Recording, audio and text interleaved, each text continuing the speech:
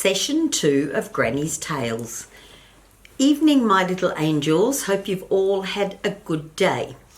Tonight's book is called Sammy, Squirrel, and it was actually Giles's book, and Erin loved it as well.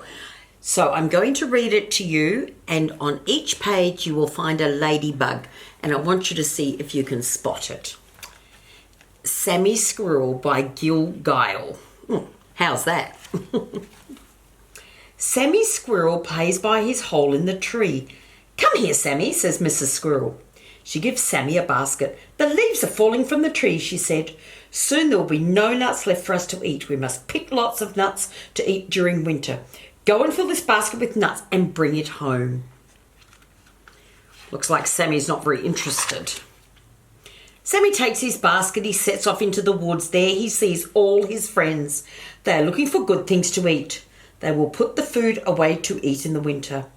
They all choose the things they like best. "What will you choose, Harvey Rabbit?" asked Sammy.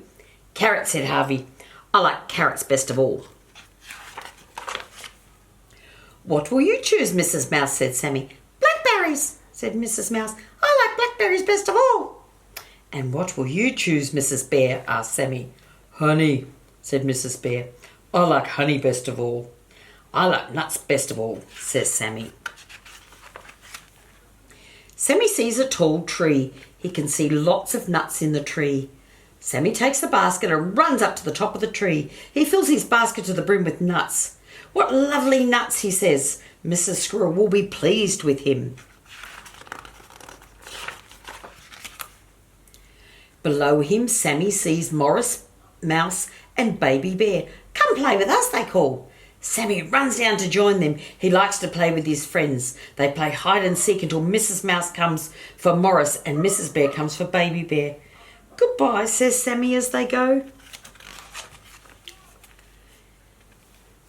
"It is time for me to go home too," thinks Sammy. "But wait, where's his basket of nuts?" Sammy does not know. He has lost it. "Oh dear, Mrs. Squirrel will not be pleased." "Where is my basket?" asked Sammy.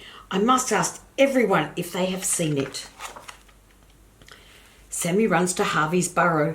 "Harvey, have you seen my basket of nuts?" said Sammy. "No," said Harvey. "I only have my carrots and lettuces." He shows them to Sammy. There are no nuts there. "Oh dear," says Sammy. "What shall I do now?" "Have you asked Mrs. Mouse if she's seen your basket?" says Harvey.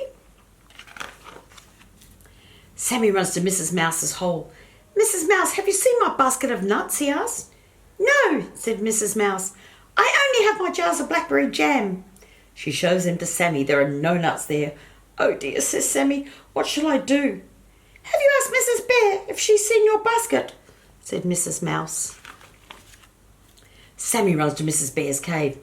"Mrs. Bear, have you seen my basket of nuts?" "No," said Mrs. Bear. "I only have my jars of honey." She shows them to Sammy. There are no nuts there. "Oh dear," says Sammy. "What shall I do now?" Sammy sits down under a tall tree. He does not want to go home without his basket of nuts. Sammy begins to cry. Then bop, something falls from the top of the tree and it falls on Sammy's head. "Oh," said Sammy. "What can it be?" And he looks up. Then bop, something falls from the tree again. "Oh," says Sammy again. "What can it be?" Then Sammy sees this is his nut tree. Nuts are falling from the tree onto his head. Sammy climbs to the top of the tree. There is his basket. He left the basket in the tree when he went to play with Morris and Baby Bear. "Hooray," said Sammy. He takes the basket home to his mother. "You have worked very hard," said Mrs. Squirrel. She is very pleased. "As a treat, you can have some nuts before I put them away." Sammy eats his nuts. He's very pleased that he's found them again. Now Sammy and Mrs. Squirrel have plenty of nuts to eat during the cold winter months. As you can see, it's well read. Look at the page. Good night, all.